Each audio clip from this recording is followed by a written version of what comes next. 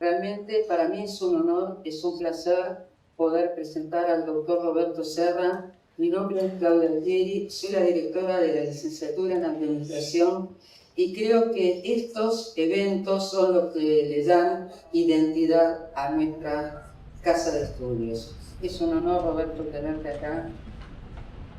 ¿Qué puedo decir? Realmente me embarga la emoción. Voy a hablar un 1% de toda la trayectoria que tiene Roberto, porque si no, no vamos a escuchar el seminario concierto. Me van a escuchar a mí y esa no es la idea. Pero bueno, ¿qué podemos decir?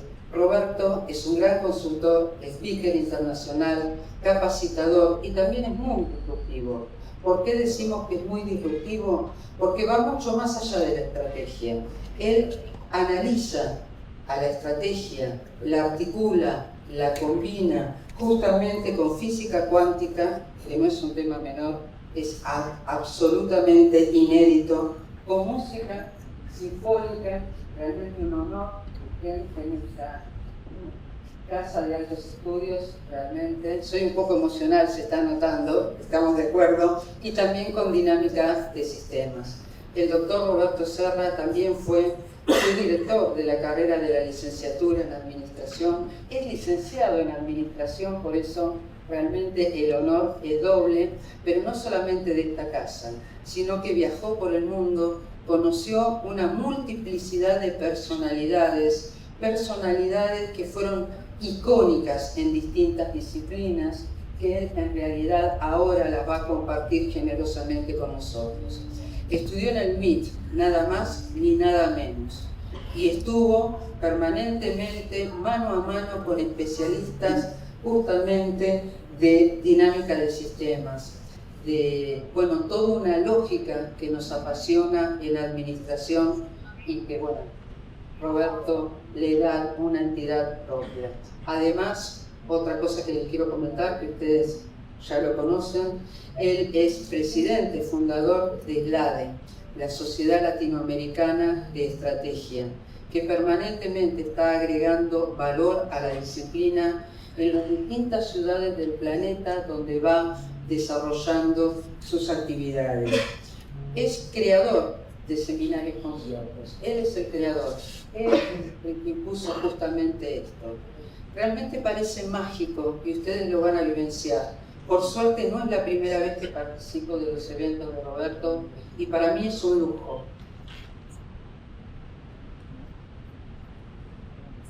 Me emocioné. En determinado momento van a sentir magia y es la magia que nos lleva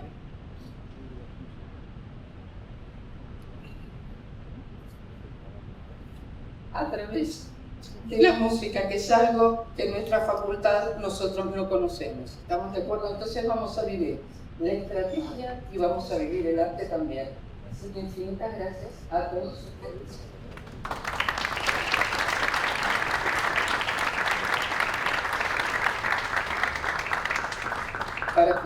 Para finalizar, simplemente les quiero decir que no es poco. Desde muy chiquito, seguramente se lo va a contar él, mejor que yo, ama la música. Bueno, es director de orquestas, recién me estaba contando de las corcheas, de las semicorcheas, de los silencios y de un montón de cosas que yo no entiendo, pero es un especialista justamente en integrar el arte, la ciencia y la estrategia en una propuesta única que agrega valor.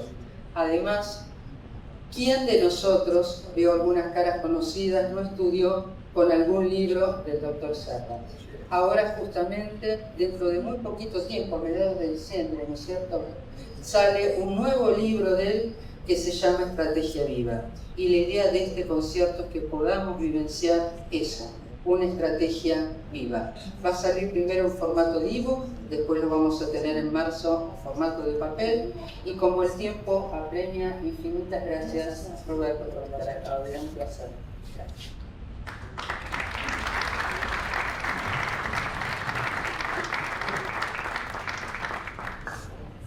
Bueno, buenas noches a todos. Espero que les guste lo que vamos a hacer. Les cuento que tengo acá una diapositiva. Este año, eso salió Este año, el 7 de noviembre, una semana atrás, se hizo el primer seminario concierto hace justo 20 años, que se hizo en el auditorio de Belgrano, y el sábado siguiente, eso fue un jueves, el sábado siguiente salió esto en la contratapa de la primera parte de La Nación, una página entera del seminario concierto. Fueron 700 personas, teníamos la sala llena, la gente tenía que pagar entradas, porque se financió en función a las entradas. Me ayudaron unos cuantos alumnos de acá a difundir, a llevar, y bueno, hicimos toda la cosa y se logró el primer seminario concierto. Y se hizo con una orquesta grande, porque la sala era grande, se hizo con 60 y pico de músicos, el primer seminario concierto. A este seminario concierto le pusimos el nombre de Estrategia Viva, que es el nombre del libro que hemos terminado ahora y va a salir publicado alrededor del 15 de diciembre. Lo primero que ponemos ahí es empezar por el final. Y cuando uno desarrolla una estrategia, lo primero que tiene que hacer es empezar por el final. ¿Qué es el final? ¿Qué es empezar por el final? Empezar por el final es imaginarme lo que quiero lograr y verlo ahora. Si yo consigo imaginarme lo que voy a lograr y verlo ahora, ya no es más la visión escrita, escribo una visión. Eso es estrategia muerta en el fondo. Queda ahí y después eso no lo usa nadie, no sirve para nada. Entonces hablamos de imaginarme lo que quiero lograr y en el grupo que estoy empezar a generar eso en el grupo. Queremos lograr esto, verlo. Yo lo he hecho muchos con proyectos. Digo, bueno, no sé, en Perú, un supermercado, me pidieron crear un formato nuevo de supermercado. Bueno, lo desarrollamos, lo vimos con ellos, estábamos todos de acuerdo, lo veíamos funcionar, todos lo vimos funcionar. Y armamos un grupo de trabajo y en un año lo desarrollamos ese formato y salió un modelo nuevo disruptivo que hizo que el competidor más importante después de un año y medio vendió. Entonces, pero vimos algo totalmente distinto y desarrollamos todo, desde el piso, el techo, las luces, lo que íbamos a poner, el surtido, todas las cosas, que tenía que ser todo novedoso, todo distinto, y tuvimos que discutir cosas. No, acá en Perú la gente no come quesos importados, y no, vamos a traer quesos de Francia, de Italia, de distintos lugares, jamones de España, y trajimos todas las cosas y la gente terminó comprando lo que decía todo el mundo que no. Bueno, ese tipo de cosas. Y cuando yo he hablado con los grandes líderes de muchas empresas grandes, y uno de los que me acuerdo siempre es justamente el número uno, que es dueño que maneja todo el grupo más importante de Perú, que es Carlos Rodríguez Pastor, que yo lo nombro muchas veces. Él me fijó un montón de cosas. Él conocía todo, lo que uno no se imagina que puede conocer. Conocía de física cuántica, conocía de teoría del caos, conocía todas las cosas, hasta de música. Tenía un piano en la casa, un Steinway en la casa, y conocía hasta de música. Pero hizo la empresa más grande de Perú, pero lejos, y tomó todo, pero con mucha claridad. Y él siempre decía eso, hay que empezar por el final, hay que verlo. Si vos lo ves, lo podés desarrollar. Pero eso no lo dice solo él. Uno empieza a ver los grandes líderes de las mejores empresas del mundo hoy, de los que están desarrollando las mejores, todos piensan igual. Todos. Uno va a Silicon Valley y todo el mundo está en eso, en empezar por el final, en verlo funcionar. Ese es lo más importante hoy. ¿Qué decimos? Y la estrategia es dinámica, es emergente, está encarnada en las personas. Eso es importante, metérselo adentro. La estrategia se tiene que vivir y tiene que estar adentro de la gente. Ese es un punto importantísimo. Después decimos, opera con propósito, no con rigidez. Sabemos a dónde queremos llegar. Y no es una cosa rígida. Dialoga con la incertidumbre. ¿Cómo reduzco la incertidumbre? La incertidumbre es nuestra, no es del entorno. ¿Cómo reduzco la incertidumbre? Sabiendo dónde quiero ir. Si no sé dónde quiero ir, voy a tener muchísima incertidumbre. Y eso es para cada uno. Cada uno personalmente puede tener su propia estrategia y saber a dónde quiere ir. Transdisciplina es el otro concepto súper importante que hoy está en la mayoría de las mejores universidades del mundo. No podemos manejarnos con una disciplina. No puedo ser un buen economista si solamente estudié economía. No puedo ser un buen administrador si solamente estudié libros de administración. Tengo que meterme las distintas disciplinas adentro mío, no la interdisciplina donde consulto a un especialista de algo como se hacía antes. No, tengo que metérmelo yo adentro mío. Y las dos disciplinas más importantes para entender el mundo son el arte, en este caso la música. El arte, ¿por qué? Porque me da creatividad, porque me permite romper muchas cosas que de otra manera no se pueden lograr. Y la otra es la física cuántica. ¿Por qué la física cuántica? Porque ve el mundo de otra manera completamente distinto como lo veía Newton y como está escrito en la mayoría de los libros que hay hoy dando vuelta. Cosas separadas, los organigramas, las 5 fuerzas de Porter, todas esas cosas están metidas en lo que es el paradigma de Newton, el paradigma de la física tradicional. Pero la física cuántica, que nace en 1927, con Heisenberg el principio de incertidumbre, Niels Bohr el principio de complementariedad, cambia todo. Cambia todo, pero recién se empieza a aplicar en las demás ciencias y empieza a aparecer en el 90 con la quinta disciplina de Peter Senge, y ahí empiezan a aparecer libros de distintos que empiezan a meter cosas de nuestra disciplina y empiezan a aparecer esos. Pero hay que metérselo adentro. Yo tuve la suerte de haber estudiado música de chico, después tuve la suerte también de haber empezado otra carrera que no me gustó, que fue ingeniería, que hice 3 años de ingeniería, que me sirvió para entender muchas cosas, y después hice administración, después hice una especialización en estrategia, y después estudié dinámica de sistemas, y después física cuántica, que fue la que me terminó de abrir la cabeza para otros lados. Pero eso creo que es importantísimo. Y la estrategia muerta es rígida, se formula una vez y se intenta imponer de arriba para abajo, y termina siendo un plan escrito. Está centrada en el control, hay que controlar todo, que no se escape. Reduce la complejidad. La complejidad hay que entenderla, no hay que reducirla.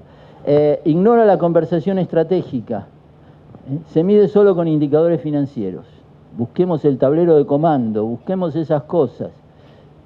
Hoy no tenemos que hablar más de plan estratégico, no tenemos que hablar más de tablero de comando, tenemos que empezar a ver la cosa de otro lado. Grupos autoorganizados. Cuando uno empieza a hablar de complejidad, yo pienso, naturaleza. ¿Cómo funciona la naturaleza? Se autoorganiza. ¿Cómo tenemos que funcionar nosotros? Autoorganizados. Las mejores empresas del mundo trabajan con grupos autoorganizados. Es otro mundo. Tenemos que empezar a entender el otro mundo. Ahí decíamos la física tradicional contra la física cuántica. Nosotros somos parte del mundo con la física cuántica. Cuando antes veíamos al mundo afuera, el observador y el observado se complementan. Cuidado, no existe más la objetividad, es todo subjetivo. No hay cosas que están en un lugar, como decía la física de Newton, y que se puede relacionar con una fuerza. Entonces tenemos las estructuras de la empresa todas separadas, cada una de las áreas. Hay non-locality, estamos todos juntos en cualquier lugar, aunque estemos separados, estamos juntos pero aparte. Eso es lo que dice la física cuántica. Entonces, cuando uno empieza a entender todo esto, David Bohm, un físico cuántico también que habla del explicate order, que es el orden explicado. Yo veo las áreas de la empresa, el organigrama, en un equipo de fútbol, ¿qué estrategia usa? 4-2-4, 4-3-3, 4-2-3-1, orden explicado, te explico cómo es. Ahora, el orden implicado es realmente ver la profundidad de la cosa, ver una empresa funcionando, no mirar el organigrama que no me dice nada. Ver la empresa funcionando, me meto al fondo y veo, trato de percibir eso. Cuando veo un equipo de fútbol, veo funcionar. lo veo cuando juega, no de otra manera. Si no lo veo jugar, no entiendo nada. Entonces aparecen esas cosas. Y cuando uno mira en la música, decimos, tenemos a Newton, física tradicional, con Johann Sebastian Bach. Pero fíjense que eran de la misma época. Newton muere cuando Bach tiene 42 años. Y la música de Bach es música muy newtoniana. ¿Por qué? Porque es matemática pura. Newton era matemática pura. Certeza. Sabemos de dónde empezamos, cómo seguimos y dónde terminamos. Se sabe dónde va a ir a parar esa música. Y todo es parejo. No hay fuertes, ni fortísimos, ni pianísimos, sino es todo un mismo nivel. Entonces, estaba dentro de la época, justo. Ahora, ¿qué pasa? Viene Haydn. Bueno, acá hay una lista de compositores, para ver si alguien sabe quiénes son. Cosas que vamos a hacer hoy. Ahí tenemos Mozart, el segundo, ¿no es cierto? El tercero lo deben conocer todos. Beethoven. Fíjense, ahí está Haydn el primero, están las fechas. Mozart, Beethoven, el otro no lo voy a decir porque después vamos a ejecutar algo para que adivinen si lo conocen o no. Dvorak y Alberto Williams, compositor argentino. Vamos a empezar con Haydn. Ahí aparece algo, fue el primer artista de cualquier clase en lograr celebridad en toda Europa en su propia vida. ¿Por qué? La pregunta esa, ¿por qué? ¿Saben por qué? Porque él decía, yo hago música para divertir a la gente. Bach decía, yo hago música para Dios, en las iglesias. Él componía una iglesia en Saint Thomas de Leipzig, y ahí es donde está incluso enterrado en el altar, y componía música para la iglesia. En cambio, Haydn compone música para el público. Primero empieza trabajando para un príncipe y después queda como un emprendedor. Se muere el príncipe y queda libre, y trabaja como un emprendedor. Pero él dice, si la música mía no le divierte a la gente, mi música no sirve. Eso lo decía permanentemente. Entonces yo hago música para que la gente se divierta. Por eso decimos ahí en alguna de las citas, Haydn es el más divertido, el más travieso, el más energizante y el más sorpresivo de todos los grandes compositores.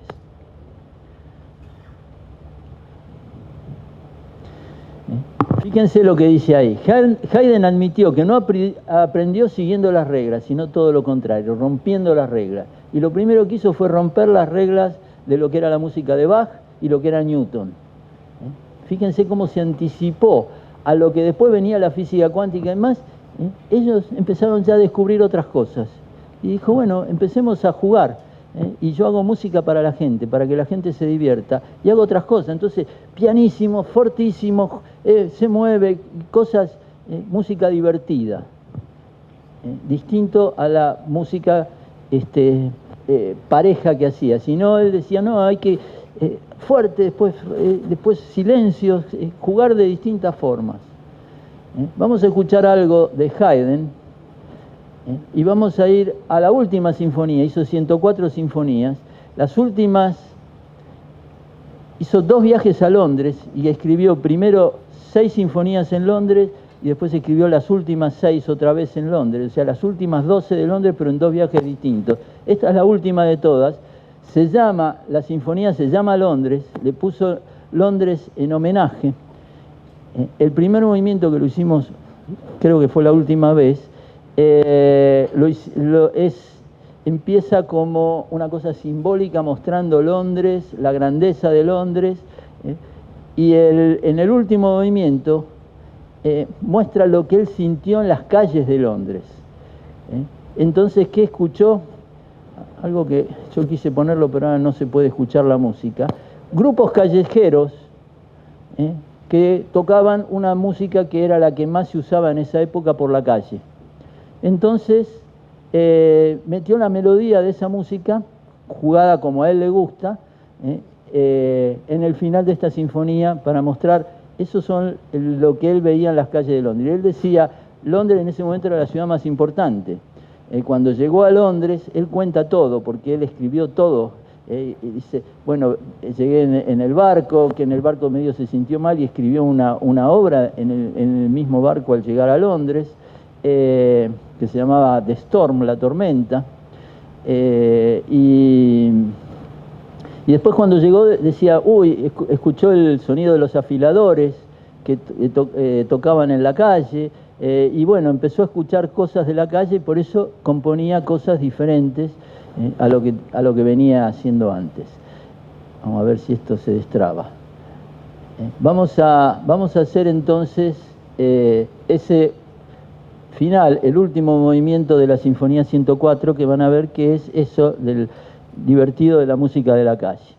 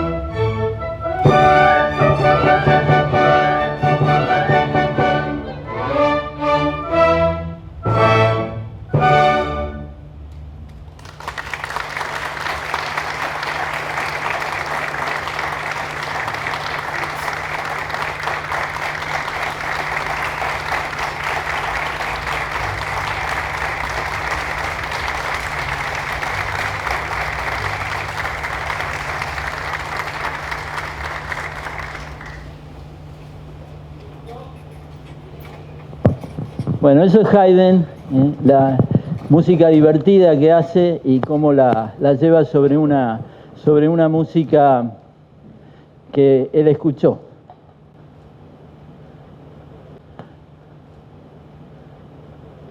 Bueno, acá hay algunas citas más de Haydn. Siempre está un paso delante de sí mismo y dos pasos delante del que lo escucha. Su música es un ejemplo de desafiar la simetría y la regularidad, que era justo lo de Bach y lo de Newton. Vamos a hacer otra. Esto es bien cortito. Es un movimiento que en las partituras todavía sigue como un minueto, pensando de que se había equivocado Haydn de que no le ponía minueto. Y entonces pero él decidió ponerle allegro nomás. Y muchos lo hacen como un minueto lento, porque es lo que aparece en las partituras. Pero cuando uno estudia un poco más en profundidad, yo he estado en la casa de Haydn, que es un museo en Viena, y bueno, ahí aparecen las cosas estas, de varias cosas que están mal, que le han cambiado cosas en las partituras porque se pensaban que eran errores que habían pasado, que no podía ser eso así. Pero esto es como el primer scherzo, que después Beethoven le pone el nombre de scherzo. Pero este es como el primer scherzo que aparece, uno de los primeros. Esto es de la Sinfonía 95, me equivoqué yo, es 97, no 95, es la 97 de Haydn, que es del primer viaje, hasta la 98 fue del primer viaje a Londres. Entonces vamos a hacer este tercer movimiento que funciona como un anticipo de lo que después va a ser el scherzo. Y van a ver que de minueto no tiene nada, porque el minueto es una danza cortesana, esto no va a tener nada, es otro tipo de música, donde tiene mucho de timbales, de trompetas, tiene un juego totalmente distinto a lo que se hacía en la época.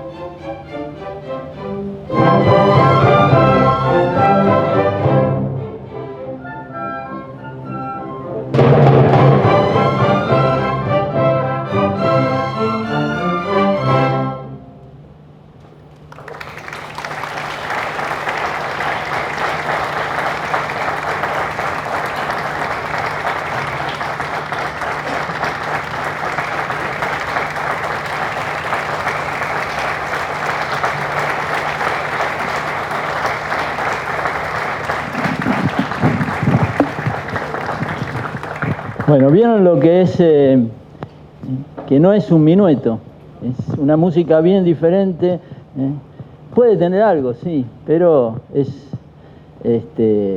rompe con las tradiciones de lo que había.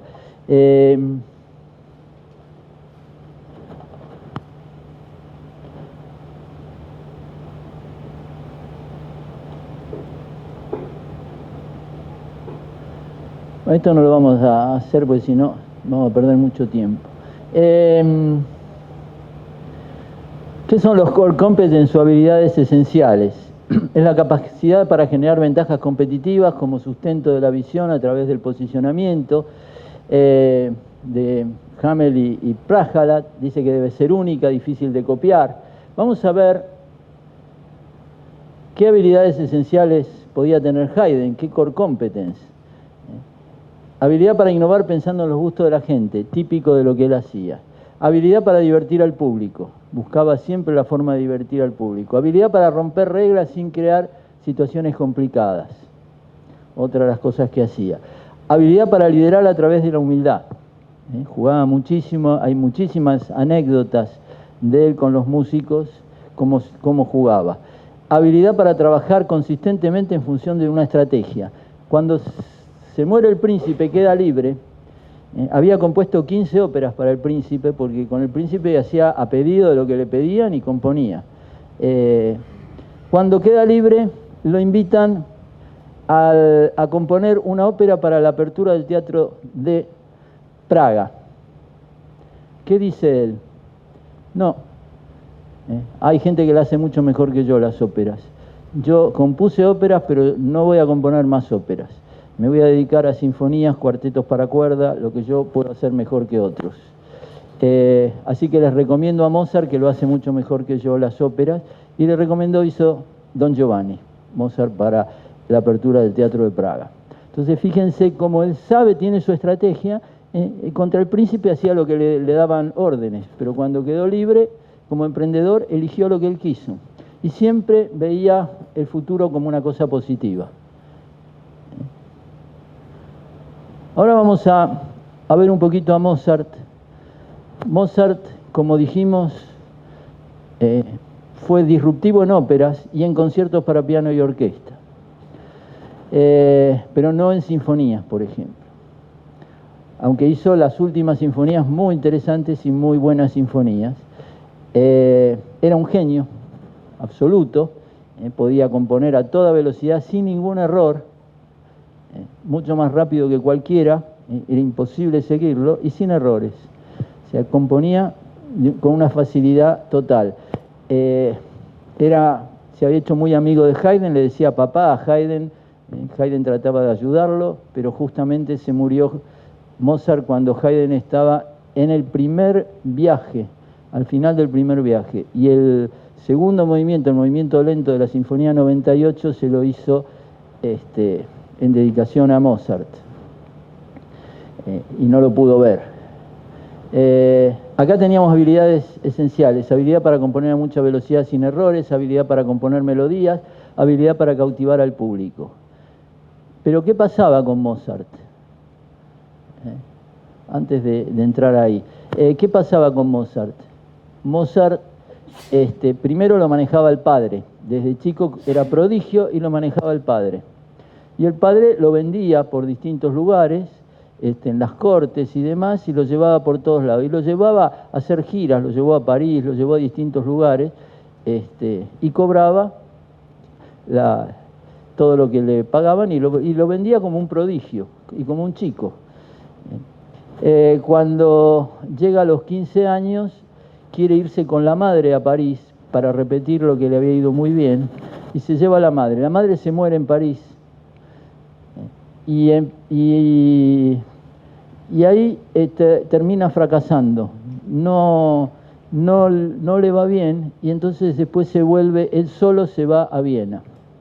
Se va a Viena y hace 2 sinfonías. La primera es la 34, y con eso se presenta a Viena, que no le fue muy bien, y después hizo la 35, que vamos a hacer acá el último movimiento. La 35, que se llama Hafner. La había hecho, el padre se la saca, pero era como una serenata de 6 movimientos en ese momento. Se la saca el padre, él se la pide, al final consiguió que se la devuelva, le sacó esos movimientos, le agregó otra instrumentación, le puso clarinetes y le puso otras cosas a la sinfonía, y la estrenó en Viena, tuvo mucho éxito en ese momento, y ahí empezó después en Viena a componer óperas y a componer distintas cosas que le fue muy bien, pero ¿qué pasaba? No se sabía administrar, se gastaba toda la plata. Salía de noche todos los días, componía tan fácil y tan rápido y gastaba todo. Entonces terminó al final enterrado en una fosa común, ¿no? Se quedó sin plata. Y entonces, bueno, después vamos a ver un poquito qué pasó con eso. Pero vamos a hacer el final del último movimiento de la Sinfonía Hafner, que fue la primera sinfonía que tuvo éxito. Mozart.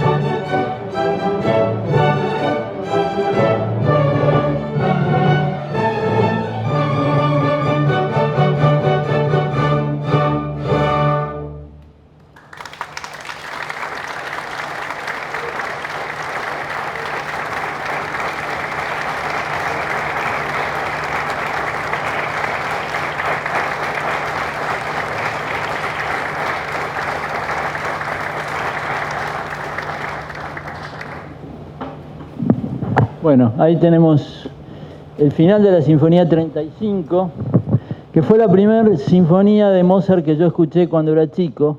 Me quedó grabada desde ese momento y fue una de las que más hice también. Así que la tengo muy, muy adentro. Acá es la primera vez que hacemos este movimiento. Hemos hecho el primer movimiento, pero no lo habíamos hecho nunca. Yo hablo de los modelos mentales y tengo una clasificación.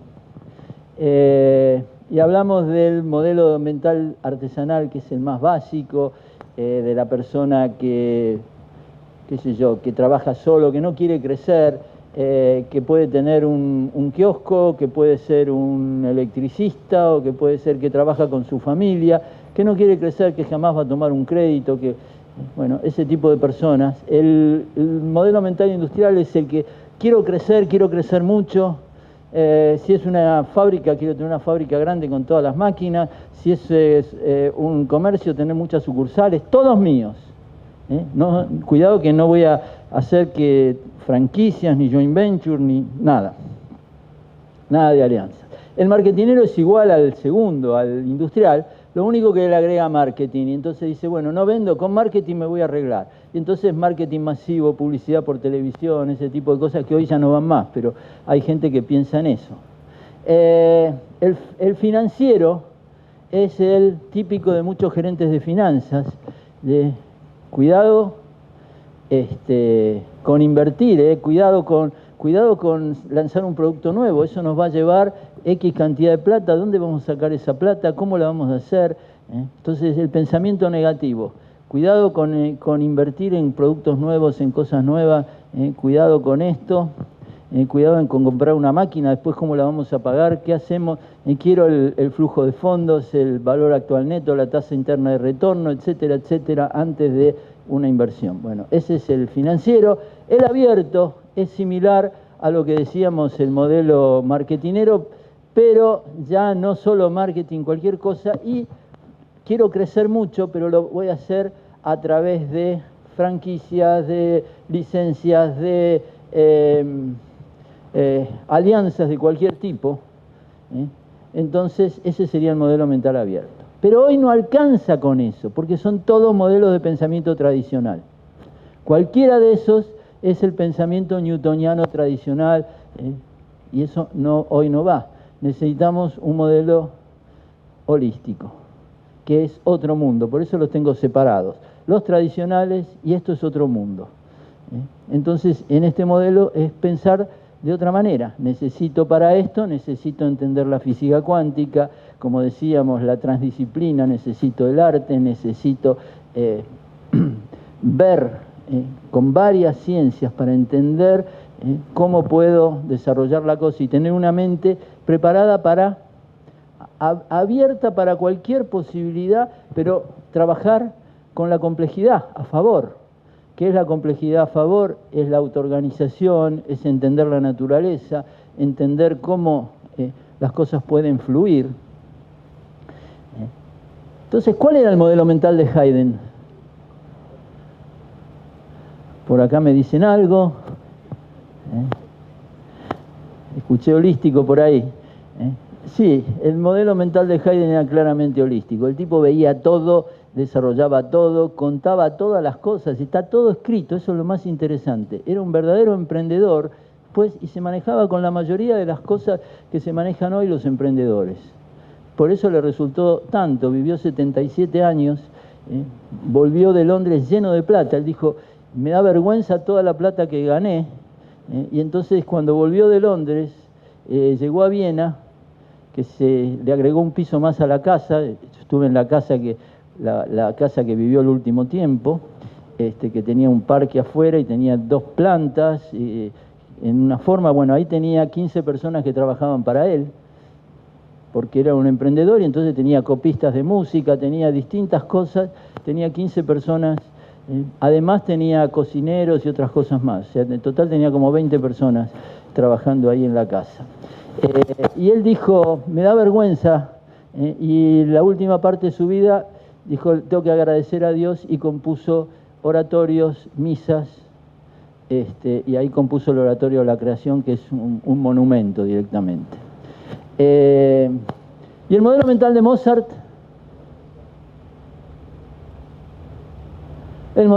Mozart, era un genio, pero tenía un modelo mental, ¿cuál? Artesanal. Lamentablemente tuvo un modelo mental artesanal, por eso se quedó en eso, no supo manejar nada. Y muchos de los problemas lo tuvo el padre, ¿no es cierto? Porque el padre, ¿qué modelo mental tenía? Leopold, el padre. Marketinero, típico marketinero. Lo marketineaba al chico, lo llevaba por todo y él le manejaba todo. Y no le enseñó nada, no aprendió nada, y se pensó que él solo podía desarrollar las cosas sin nada. Bueno, ahí está el típico. Bueno, vamos a ver un poco Beethoven. Yo le pongo ahí disrupción violenta. Él, al tener problemas de sordera, también era bastante violento.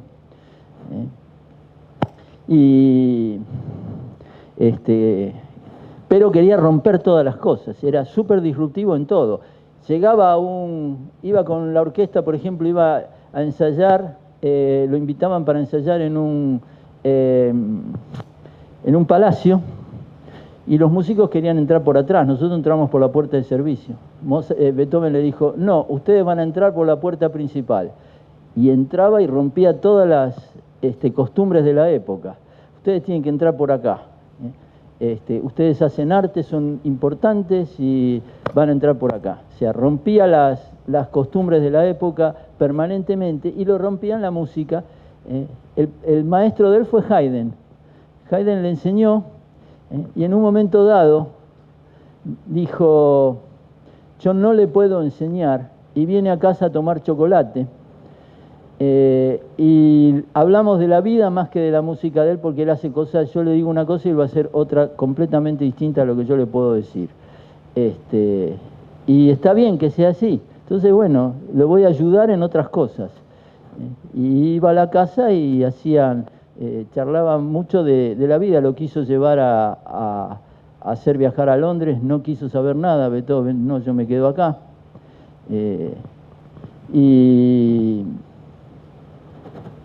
Bueno, ahí pusimos Haydn, fuerza, disrupción permanente, pasión, características que tenía. Y habilidades esenciales, habilidad para romper reglas, habilidad para lograr innovaciones disruptivas, coraje, habilidad para aprender de los errores y visión positiva del futuro, también igual que Haydn. Todas las obras de Beethoven empiezan con mucha tensión y terminan absolutamente triunfales. Siempre gana, Beethoven no pierde, siempre gana. La Heroica, que es la tercera sinfonía, las primeras dos tienen mucho de Haydn, la tercera sinfonía rompe todo el paradigma. Haydn estuvo en el ensayo, en el primer ensayo de la sinfonía, escuchando esto. Este es un video que es de la BBC que muestra ese primer ensayo, lo que pasó. Y se llama Heroica el día que la música cambió para siempre. Esa frase, ¿saben de quién es?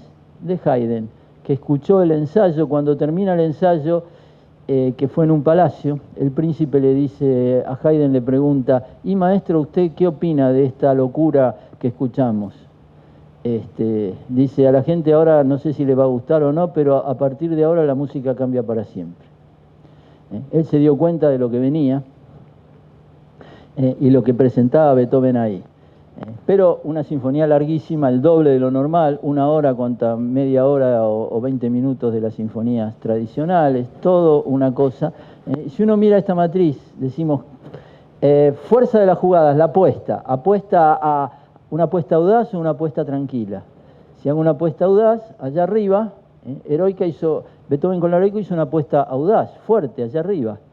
Pero tiene que darse, para hacer disrupción, tiene que darse ser aceptada por la gente, por eso hicimos cambio de patrones de los consumidores. No fue aceptada en el momento. Entonces no fue disruptiva para ese momento, porque la gente no le gustó, dijo, es muy larga, tiene muchas disonancias, suena feo, es desagradable, y muchos temas distintos, la gente se perdía. Entonces, Beethoven va a la cuarta. ¿Qué hace con la cuarta? ¿A dónde apuesta? ¿Sigue apostando arriba? No. Acá Helio me dice no. Apuesta abajo. Vuelve a apostar a lo seguro, pero lo que hace disruptivo es que alquila la sinfonía, se la alquila a un duque por un año. Y con esa plata puede componer lo que él quería, y compone la quinta y la sexta. Entonces la cuarta quedó ahí abajo. Y ahí aparecen los fractales. En la quinta, Beethoven lo que hace es un tema que lo empieza a meter por toda la obra, que lo repite, lo repite, lo repite. Y cuando uno habla de los fractales, habla de Mandelbrot 1975, Beethoven en 1807 aparecen los fractales. Fíjense cómo el arte descubre cosas antes. Son objetos cuya estructura básica fragmentada e irregular se repite a escalas diferentes. Autosemejanza, dimensión fraccionaria, forman estructuras sólidas, están en la naturaleza y la vida real. Eso es lo que decía Mandelbrot. Por ejemplo, eso es un fractal que sale de una fórmula iterada hacia el infinito. Aparece eso. Aparece esto, fíjense. O están en la naturaleza, las hojas forman fractales. O un tomate, lo abro y es un fractal. Geométrico, perfecto. Una manzana tiene otro fractal, un pino, las hojas, un roble, cada uno tiene un fractal. Y puedo decir Google, es gratis, es fácil, es práctico, es útil, innovación, y puede ser un fractal para una empresa. Y así el fractal aparece.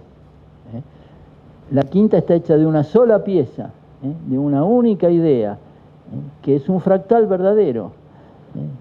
El primer movimiento tiene un tema fractal, pa, pa, pa, pa.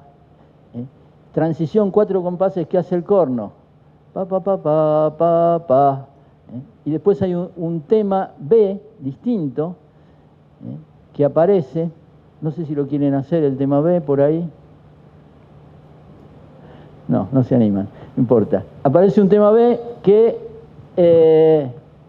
con los bajos hacen el pa, pa, pa, pam, simultáneo. Con lo cual sigue el fractal metido permanentemente.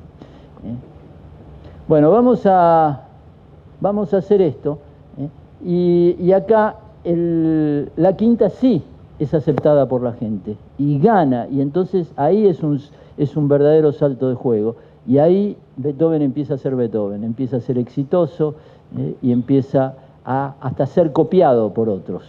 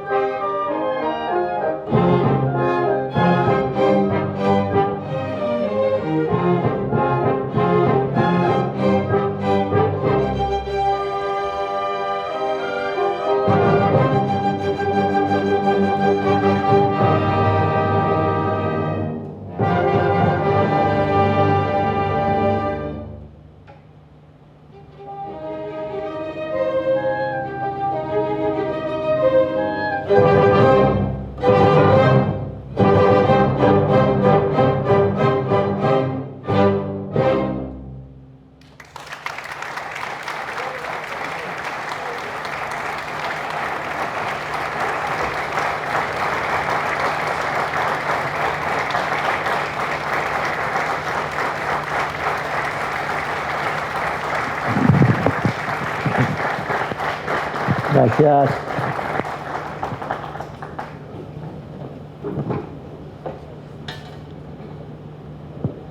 Bueno, vamos a seguir con Beethoven una más. Vamos a la séptima sinfonía, el final de la séptima. La quinta que acabamos de escuchar, el primer movimiento, es la sinfonía más ejecutada en la historia de la música. Fíjense el efecto del fractal en el posicionamiento, cómo el fractal se mete en la mente de las personas. Se mete en la mente de las personas, generan posicionamiento, y ese posicionamiento resuena por todos lados, y ese fractal resuena. Acuérdense del resuena, porque lo vamos a ver después en el tema de la estrategia viva. El posicionamiento resuena como un fractal. En el caso de la quinta, sigue viva lo que hizo Beethoven, y generó algo para todos, que después lo copiaron un montón los fractales. Siguieron copiando todo ese concepto. En la séptima, estamos hablando acá, es la tercera sinfonía más ejecutada en la historia de la música. Primera es la quinta de Beethoven, segunda es algo que vamos a hacer después, y la tercera es esta. Acá decimos, fluye un campo de energía en vibración. Vamos a verlo acá si lo ven o no, lo sienten o no. Ondas rítmicas se propagan, es puro ritmo. Interfieren y se refuerzan. El orden y el desorden conviven, algo que dice la teoría del caos. El orden y el desorden van juntos. Bueno, acá lo vamos a ver. Richard Wagner la llama la apoteosis de la danza a esta sinfonía. Es todo ritmo, todo potencia, todo danza, todo... Bueno, esto tiene una estructura fractal, como van a ver, y vamos a hacer este cuarto movimiento allegro con brío.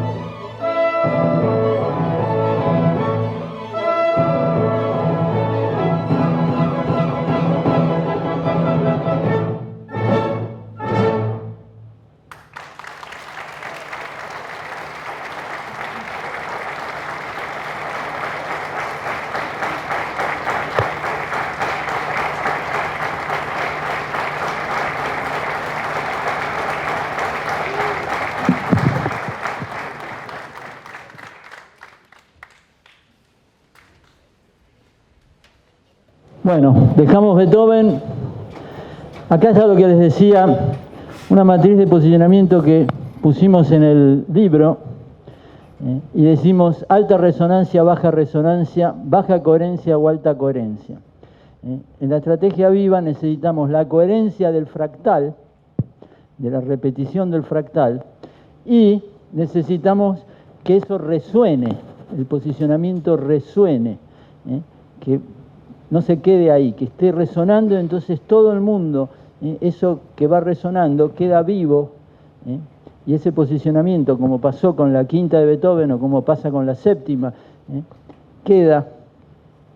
Entonces decimos, el posicionamiento emerge naturalmente, genera atracción, el fractal resuena por todos lados y por todos los jugadores clave, campo simbólico amplio y fuerte. Si podemos lograr eso, mantenemos ese posicionamiento vivo con mucha más potencia. ¿Cuál era el modelo mental de Beethoven? Difícil esto. ¿Cuál era? De los 6 que vimos. ¿Cuál era? Fíjense, dicen por acá abierto, yo lo veo, cada uno lo puede ver distinto porque es muy difícil. Habiendo leído bastante de Beethoven, habiendo estado en los lugares y demás, yo lo veo como primero un modelo mental y después cambió. Lo veo como un modelo abierto primero. Y en el final, con la novena sinfonía, cuando compone la novena es un mundo diferente. Y lo que hace es integrar todo. En la novena integra en todos los aspectos.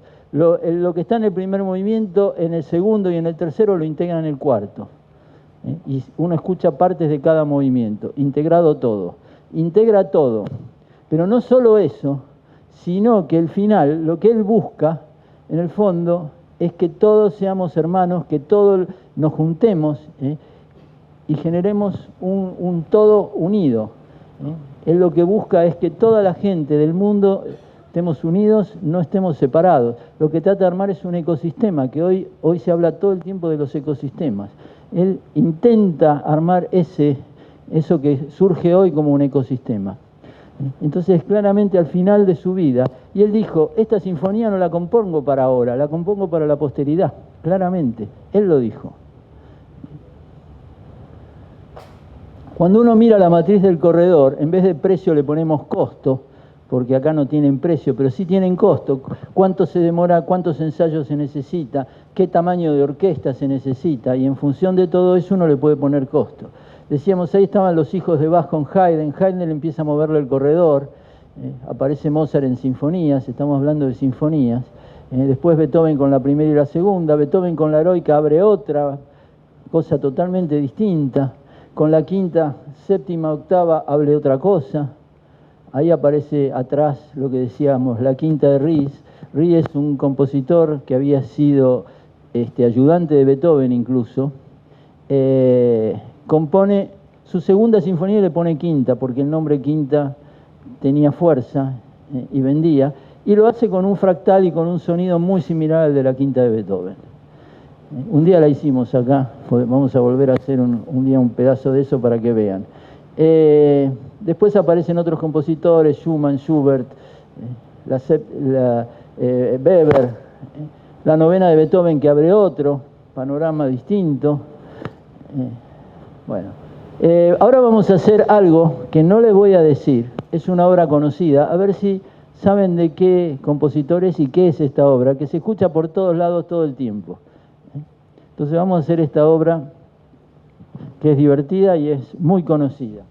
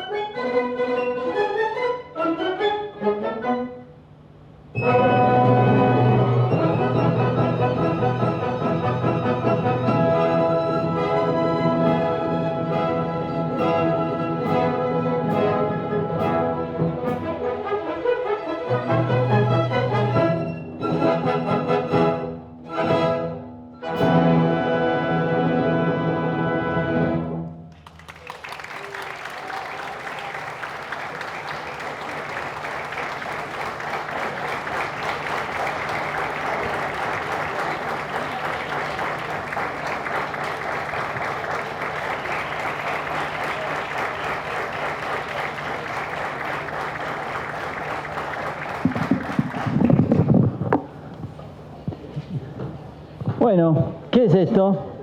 Hay alguien que está escuchándolo.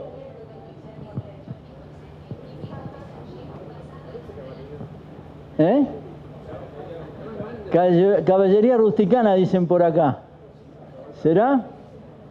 ¿Es caballería rusticana? Es parecido, pero no es. ¿Eh?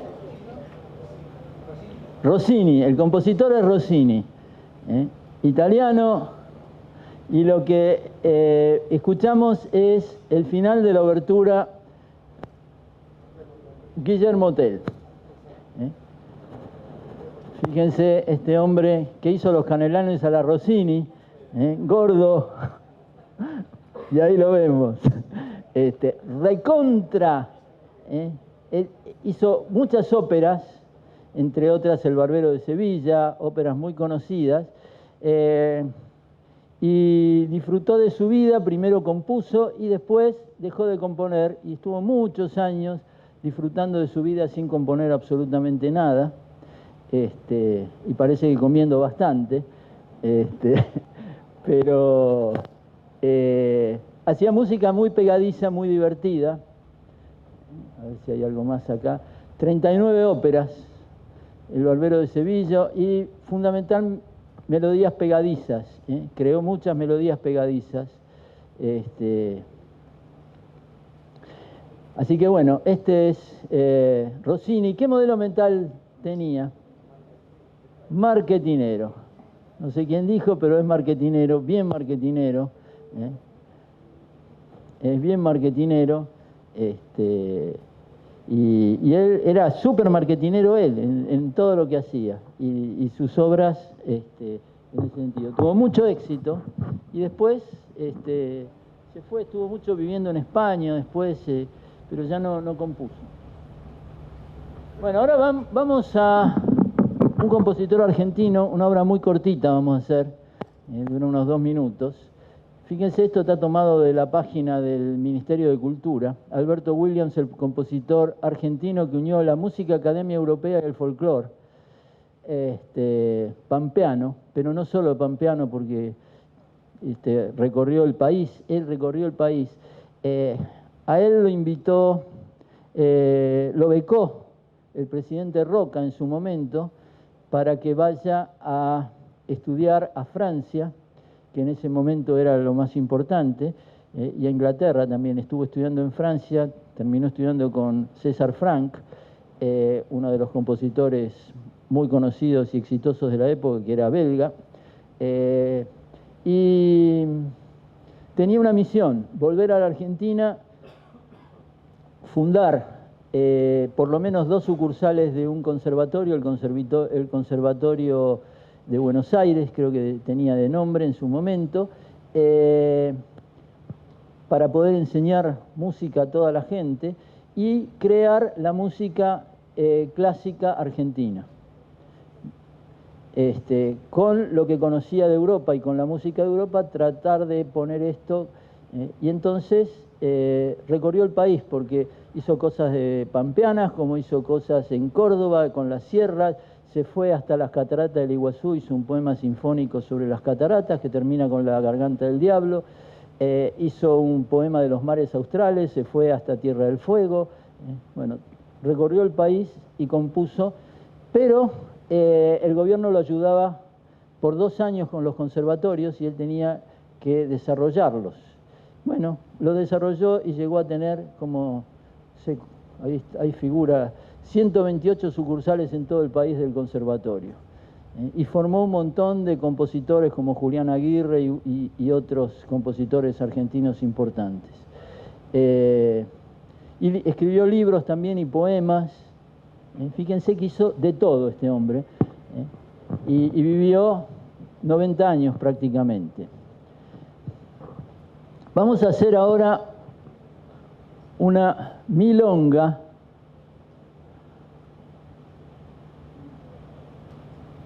Bueno, acá había algunas otras cosas. Vamos a hacer milonga de la tercera suite argentina. Es una obra súper conocida por todos lados. Yo la empecé a conocer sin saber qué era, porque cuando era chico escuchaba Radio Nacional que pasaban toda música clásica, y la cortina era esta milonga, justamente. Después de muchos años me di cuenta lo que era, dónde estaba y qué era. Bueno, y la hice montones de veces, incluso en Europa también.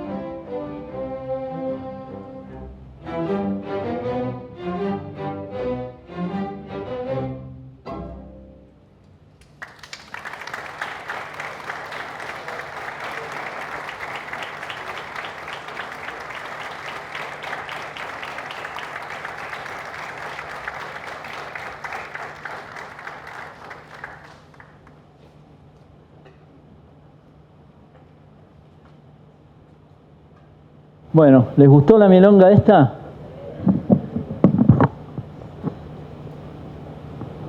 Y ahora pasamos al final y vamos a Antonín Dvořák, checo.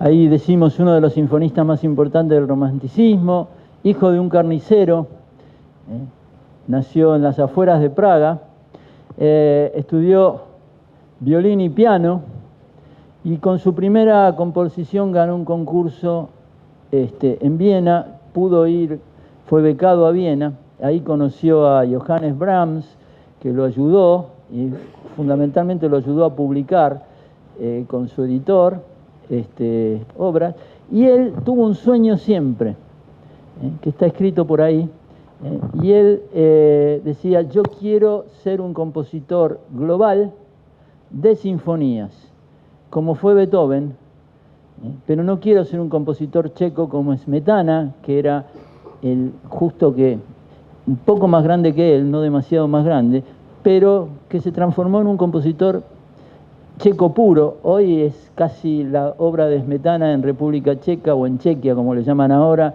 es casi un himno nacional.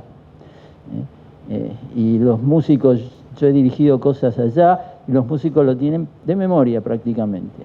Pueden tocar música de Smetana casi de memoria.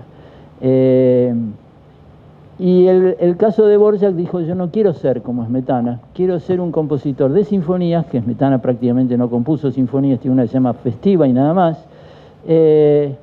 Y quiero ser como Beethoven, pero quiero ser bien global, que Beethoven hizo, pero no llegó tanto. Hizo 9 viajes a Londres, en esa época hacer 9 viajes a Londres, donde dirigió sus sinfonías y bueno, se fue metiendo, hizo 9 sinfonías, después hizo poemas sinfónicos y demás, pero este era el lugar donde vivía al final, que se hizo su casa. Él le gustaba mucho la naturaleza, vivía en ese lugar, por eso yo puse acá la visión que hablamos recién, la naturaleza, la sinfonía y la globalización. Él componía en la naturaleza, no podía componer en otro lugar que no fuese en la naturaleza, y en su obra suena la naturaleza. Uno puede escuchar pájaros, puede escuchar, depende de la sinfonía, depende del lugar, pero puede escuchar muchas cosas de la naturaleza. La sinfonía, la globalización. Cuando llega a Londres, su último viaje a Londres, que es para dirigir su octava sinfonía, que la había estrenado recientemente en Viena, con mucho éxito, fue a dirigir su octava sinfonía a Londres, tuvo un éxito resonante tremendo, estaba la directora del Conservatorio de Nueva York, y lo invita a él con un contrato multimillonario, ahora es cercano a los 700, 800 mil dólares por año, por 3 años. Él aceptó después y dejó el último año, se volvió a los 2 años porque quería estar en su país. Pero era para hacer algo parecido a lo que hizo Alberto Williams acá, a crear la música clásica americana con europeo y americano, o sea, llevar lo clásico europeo a Estados Unidos y crear la música esa. Y el otro era dirigir el conservatorio. Entonces, hizo eso, hizo varias obras, y entre otras, bueno, acá está, descubre las bellezas de la naturaleza, se va, toma un tren y se va lejos para ver qué conseguía y qué veía, porque él componía en la naturaleza, y quería escuchar la música que se escuchaba en otros lugares, en Estados Unidos. Entonces se fue hasta el centro del país, distintos lugares, y escuchaba música entendió los negro spirituals, la música indígena de la época, y trató de fusionar todo eso con el folclore checo típicamente. Y acá decimos el core competence, habilidad para fusionar música sinfónica con música folclórica y tradicional. Toda la música igual de él se basa mucho en la fusión de eso. Habilidad para desarrollar grandes obras sinfónicas a través de fractales. En Dvořák se ven los fractales de Beethoven perfectamente. Habilidad para crear y desarrollar ideas monumentales sin romper los moldes tradicionales beethovenianos. Y ya estamos a fines de siglo. Él muere en 1904. La novena sinfonía, que se le llama la del Nuevo Mundo, es la sinfonía que compuso en Nueva York, pero más que en Nueva York, la estrenó en Nueva York, pero la compuso en sus viajes que fue haciendo por el interior. Estructura fractal integral con un tema a lo largo de toda la sinfonía, fusión de temas basados en negro espiritual, música autóctona indígena, folclore checo, estructura tradicional y originaria de Haydn y Beethoven. Entonces vamos a ver esto, y esta se transformó en la segunda sinfonía más ejecutada en la historia de la música, después de la quinta de Beethoven. Y vamos a escuchar el último movimiento, que seguramente lo conocen porque ha sonado por muchas cosas, hasta en programas de televisión, en cualquier parte, en películas, también ha aparecido esto. El tema del principio, que el comienzo, es un poco el mostrar Nueva York. Y después vamos a ver cómo se empieza a fusionar, porque empieza a mezclar todo en el último movimiento de la sinfonía. En otros movimientos se nota mucho más la música indígena, la música negro, el negro espiritual, se nota todo. Acá va a mezclar lo checo con la música indígena, la música americana, lo que él piensa, y empieza con un tema fuerte que es la ciudad de Nueva York, la monumental ciudad de Nueva York que él ve en ese momento, y empieza este movimiento con eso. Después mezcla temas que están en los otros movimientos anteriores que nosotros no vamos a escuchar. No vamos a hacer el total porque la sinfonía es larga, así que le suprimimos una parte en el medio, más repetitiva, y por eso puse por ahí un fragmento, pero un fragmento bastante largo. Uruguay.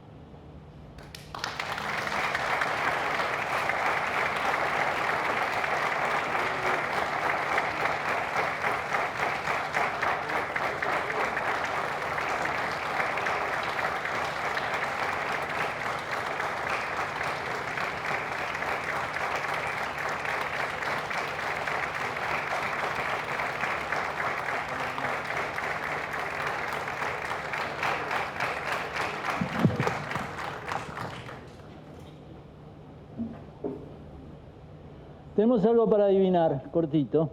¿Se animan? Vamos.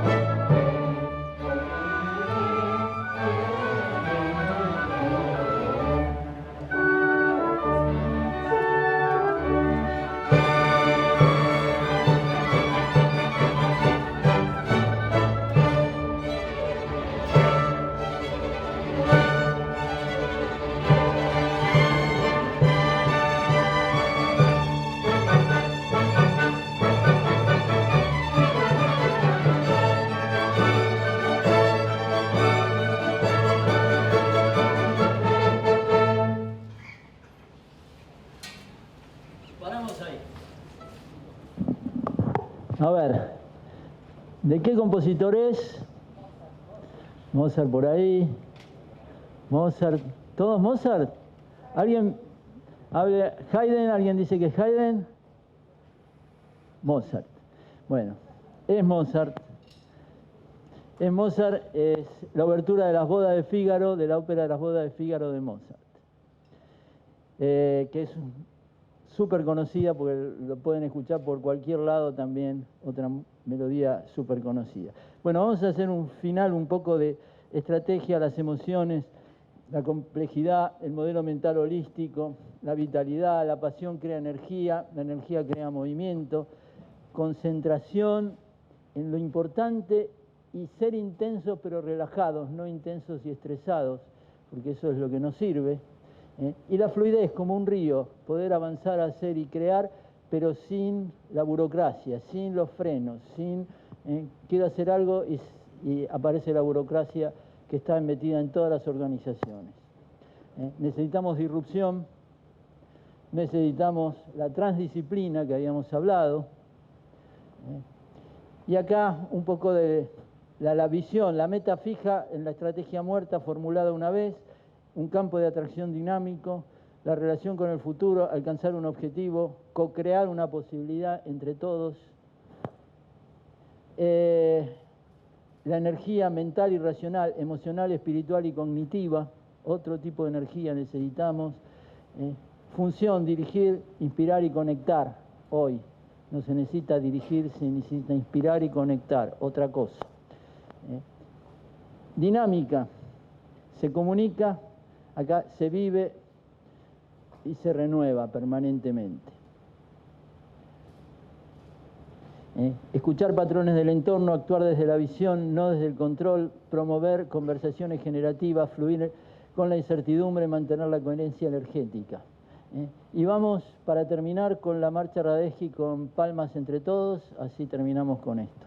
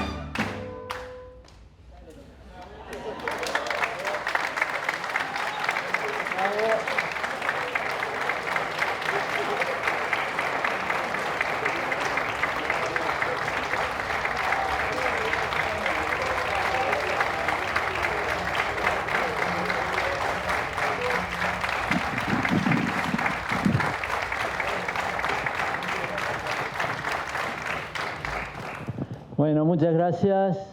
Quería invitar a Helios que pase un minutito. Helios García, un gran amigo de hace mucho tiempo que no nos veíamos, fagotista de la Orquesta Sinfónica Nacional, estuvo dando algunas clases con nosotros acá también, así que lo quiero mucho y bueno, pudo venir hoy, así que muchísimas gracias. Estoy muy orgulloso.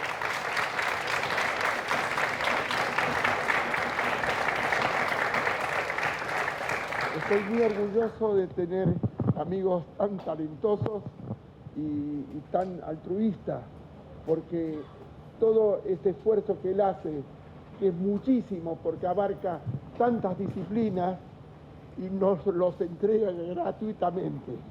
Y eso es una maravilla. Es un ser humano realmente muy valioso.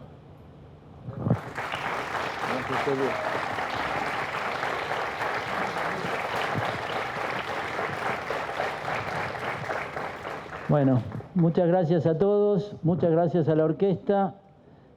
Un esfuerzo hoy largo porque ensayamos el martes y hoy ensayamos antes de esto, descansamos media hora y seguimos, así que un esfuerzo duro para la orquesta también. Así que